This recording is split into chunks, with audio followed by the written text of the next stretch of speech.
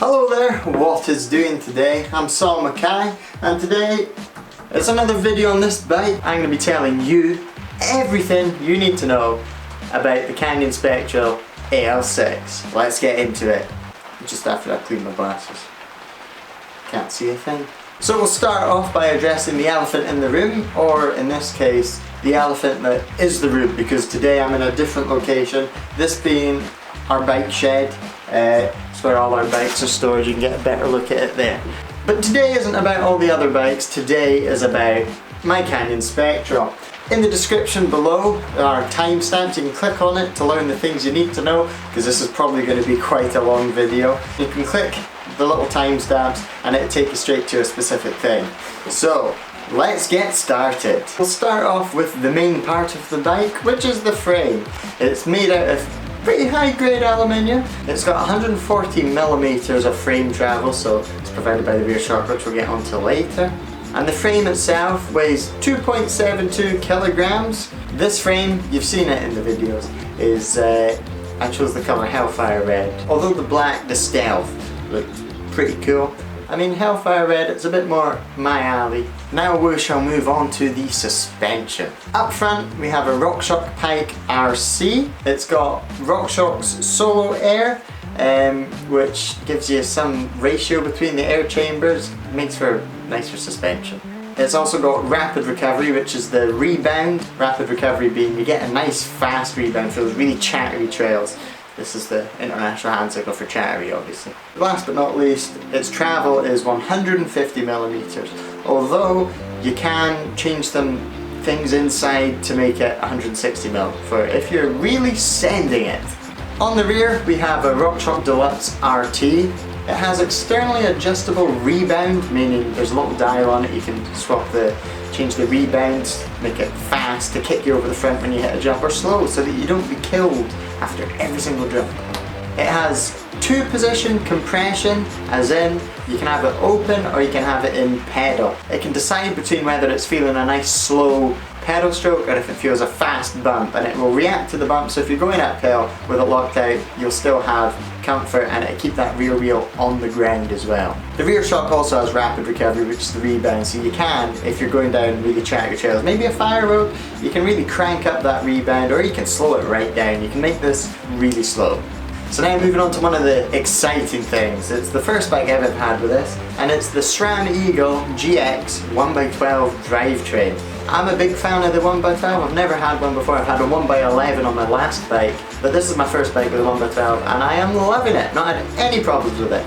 On the subject of the drivetrain, we have a 32-tooth chainring at the front. This seems like quite a small number, but you really do get a huge range of gears from it. You'll be topping out at about 40 miles an hour in the 10-tooth, and the 50-tooth will take you up any climb you can think of. Well, maybe not any climb. You can't go up a rock face with it, as in like a rock climbing wall.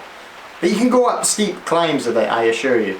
So the cranks as part of the drivetrain are Tritive Descendant 6K Eagle, made for the Eagle drivetrain of course. The shifters, or the shifter, because there's only one, is a SRAM GX Eagle trigger, so it's thumb both ways. Yeah, you just use your thumb. Unlike, I think it's Shimano more do finger and thumb, but I'm a fan of just the thumb. Took a little bit of getting used to, but yeah, the thumb. It's trigger. Really snappy, it's nice, makes a crisp noise, you know you're in the gear.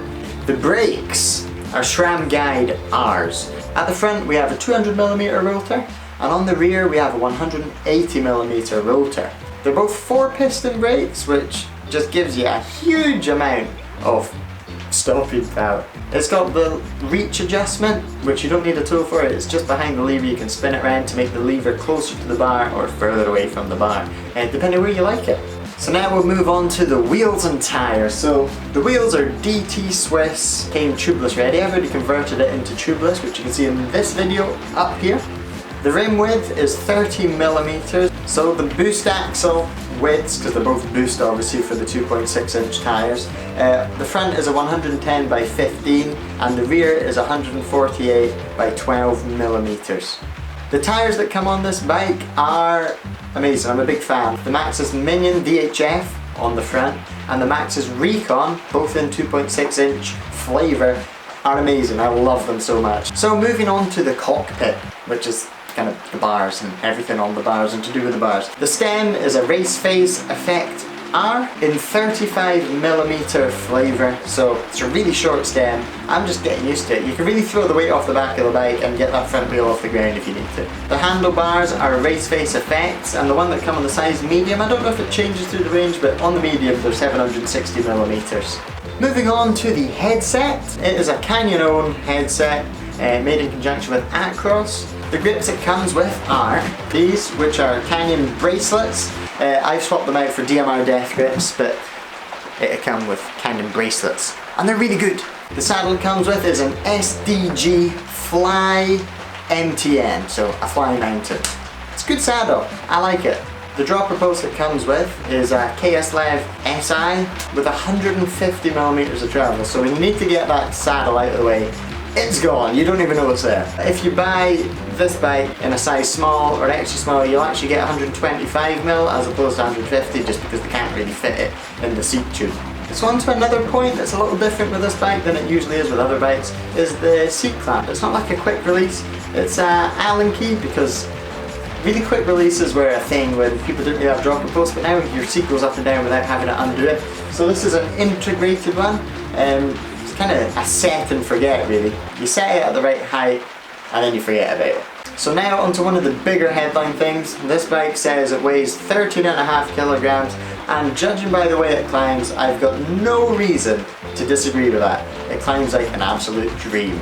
So now I'm going to move on to the geometry, which is probably one of the main things you'd think about in getting a new bike. So the medium, as a rough guide, are for people between 170 and 178. I'm right on the kind of upper to that, but I quite like the smaller bike because I feel it's a bit more nimble. So the saddle height is 702 to 847, depending where you set the dropper post. The seat tube length is 440mm. The top tube length is 605mm, so it's a fairly long reach. The head tube length is 116mm.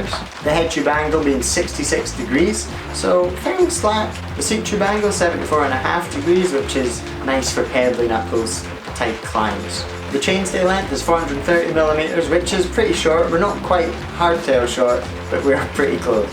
The wheelbase is 1172mm, or 1m17, so it's a fairly long wheelbase, makes it feel nice and stable on the descents, which is one of the reasons why I didn't actually opt for the size large as opposed to the size medium. The reach is 440mm, which is a fair reach. The standover height is 763. Now we're going to move on to what I actually think about the bike. I've told you all of the stats you'll ever need to know about it, so now I'm going to tell you what it's like to actually own and live with. First of all, one of the main reasons I got this bike was the colour, and the colour is exceptional. The Hellfire Red, it just pops. It is amazing. It's so juicy. If you're into guitars, it's similar to Fender's Candy Apple Red. On the trail, the bike feels long enough, even though I could have maybe got the large. The medium, which I eventually opted for, feels the wheelbase is long enough for it to smooth out a lot of things, and when you get going fast, there's tons of stability. If I were to sum this bike up, stable would be a good word to do so. Solid, reassuring. It's a reassuring bike. It urges you to go faster, it's very playful, and it's very agile as well, because the rear chainstay being so short, you can really just fling the front end around everywhere. So if you want to see more videos with the Canyon Spectral, tell me down below. Over here, YouTube has decided which one of my videos you will like the most. So give this video a click and see if YouTube's right about its prediction. And over here, you can subscribe to my channel. So thanks for watching this video, and I shall see you next time.